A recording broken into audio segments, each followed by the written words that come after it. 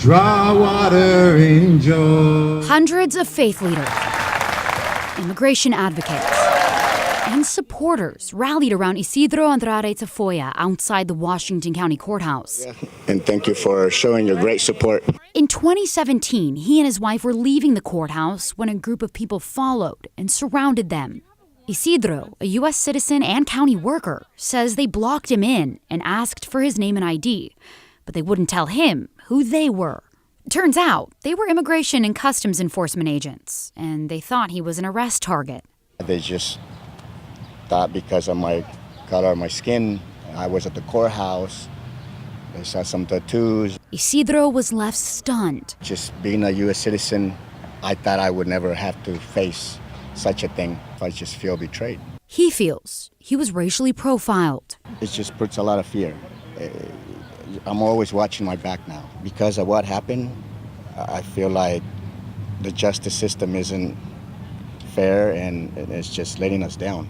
So the ACLU of Oregon filed a federal tort claim against ICE on his behalf, arguing his case highlights how ICE is using Oregon courthouses to target people.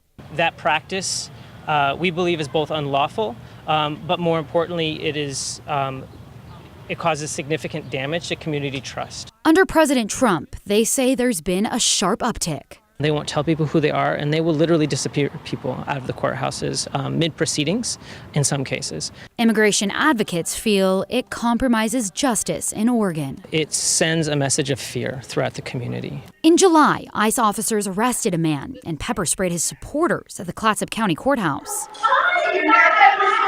The county sheriff, Tom Bergen, is grateful they were there and fully supports ICE arrests at courthouses as long as officers don't go inside courtrooms and as long as they identify themselves. There's other issues, too, as far as officer safety goes, for being able to not have to chase people and, just walk up calmly and not pose a big threat. And as long as people obey the law, then they don't have anything to worry about. In Isidro's case, the ICE agents are very professional, and we just don't see that hardly ever occur. Bergen defends the agents and doesn't think he was profiled. Our Morgan Romero reporting for us there. Now, back in December, immigration rights groups, they petitioned Oregon's Supreme Court Chief Justice to issue an emergency rule. Now, that rule would stop immigration agents at or near state courthouses from making arrests. Now, no word yet if our top judge in this state will issue that rule.